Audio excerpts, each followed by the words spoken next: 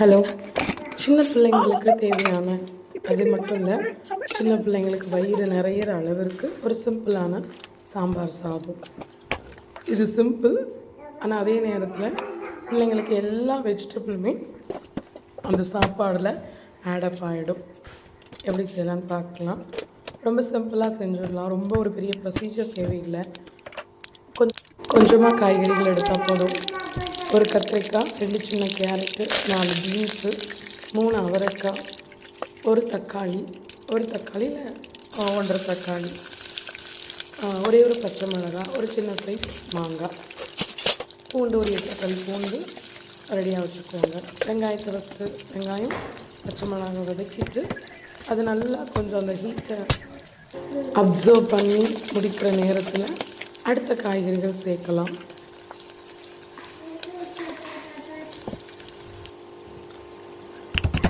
பூண்டை கொஞ்சம் தட்டி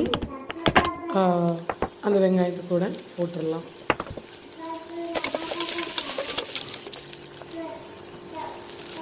கத்திரிக்காய், கேரட்டு எல்லா காய்கறியுமே ஒன்று சேர போட்டு ஒரு கிண்டு விட்டுடலாம். அந்த காய்கறிகள் எல்லாமே அந்த ஹீட்டு அப்சர்வ் பண்ணணும். அதுக்கப்புறம் அதுக்கு தேவையான பருப்பு, அரிசியை ரெடி பண்ணிடலாம். ஒரு கை துவரம்பருப்பு, ஒரு கை சிறுபருப்பு அலசி வச்சுருக்கலாம். அதே மாதிரி ஒரு 3 கை அளவு அரிசி. சின்ன பிள்ளைக்கு 2 வேளைக்கு தேவையான அளவுக்கு அரிசி, பச்சரிசி. பச்சரிசியில் செஞ்சால் இன்னும் அது நல்லா குழஞ்சி வரும். புழுங்கல் அரிசிங்கும்போது அவ்வளோ சீக்கிரம் அது குழஞ்சி வராது. ஊற வச்ச பருப்பை சேர்த்தாச்சு. தேவையான அளவு தண்ணி, கொஞ்சம் அதிகமாகவே தண்ணி வைக்கலாம்.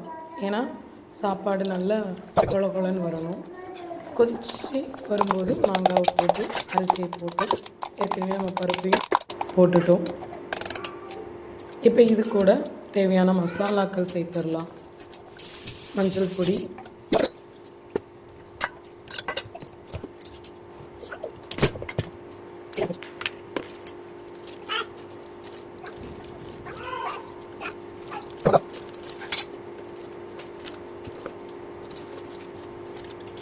சாம்பார் பொடி எதுவும் சேர்க்க தேவையில்லை. வீட்டில் இருக்கிற மல்லிப்பொடி, மஞ்சள் தூள், கொஞ்சோண்டு மிளகாத்தூள், பேருக்கு ஒரு பிஞ்ச் அவ்வளோதான் போட்டுட்டு மூடி வச்சிடலாம். உப்பு தேவையான அளவு உப்பு சேர்த்து